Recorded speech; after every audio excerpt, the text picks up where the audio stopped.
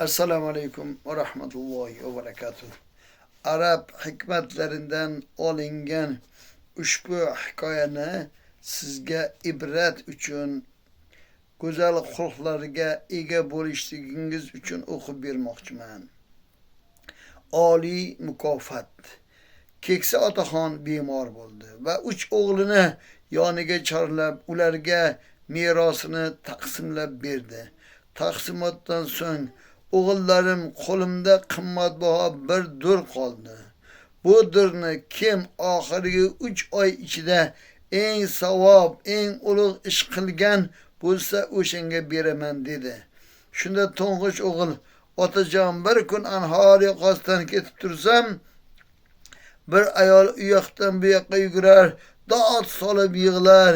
Bilsam, bolasi suvga tushib ketgan bo'lib, bola goh suv ustiga chiqar, goh cho'kardi. Anhor chuqur va tez oqardi.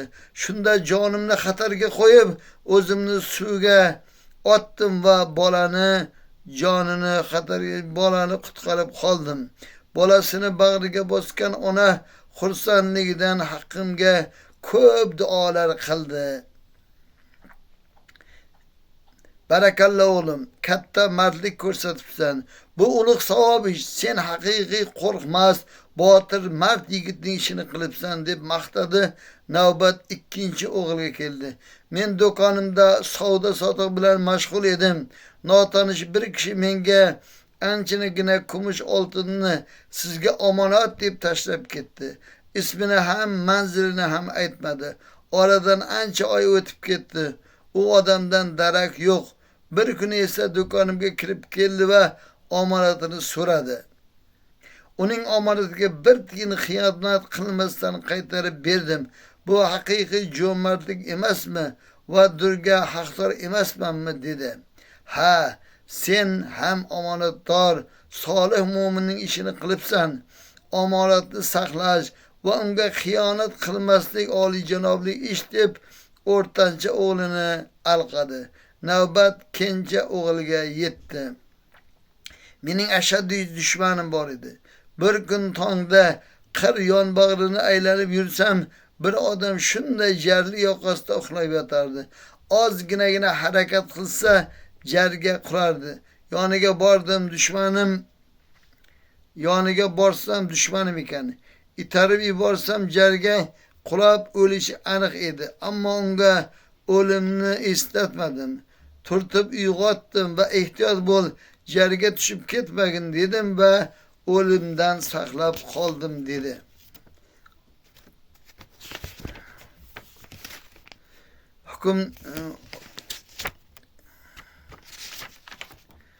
Ota kenja o'g'lini bag'riga bosdi va bolajonginam, sen eng ulug' savob ishni qilibsan. Dushmaningni o'ldirishga qodir bo'la turib, uni o'limdan saqlab qolish haqiqiy mard yigitning ishidir. Bu qimmatbahodir, senikidir deb va'da qilingan mukofotni unga berdi. Haqiqiy inson qo'lidan yomonlik kelsa-da yaxshilik qiladi. Hatto dushmaniga ham yomonlikni ravo ko'rmaydi. Endi bu hikoyadan olinadigan hikmat shundan iboratki, albatta cho'kayotgan odamni qutqarish eng ulug' savob ishlardan. Birov sizga omonat bersa, omonatga xiyonat qilmay egasiga qaytarib berishlikni biz haqiqiy mo'min insonda, haqiqiy Allohdan qo'rqadigan insonning ishidir. Hozirgi paytda juda ham ko'plab odamlarga omonat deb bersangiz, omonatga xiyonat qiladi. Omonat deganda faqat bu bir narsani berish emas, balki so'z omonati bor. Bir insonga o'zingizga ishonganda ishonib, mana shu so'zni senga aytyapman, bu so'z omonatdir desa, u berilgan omonatga xiyonat qilib, gap tarqatib, turli mish-mishlarga sababchi bo'lsa, omonatga xiyonat bo'ladi. Ana uchinchisi, eng jo'mard, eng mard inson dushmaniga yaxshilik qiladi. Dushmaniga ham yomonlikni ravo ko'rmaydi. Ana shunday insonlarga Alloh taoloning ulug' mukofotlari bo'lsin. Demak, mo'min musulmon insonning har bir qilayotgan ishi savobdan iborat bo'lishi kerak.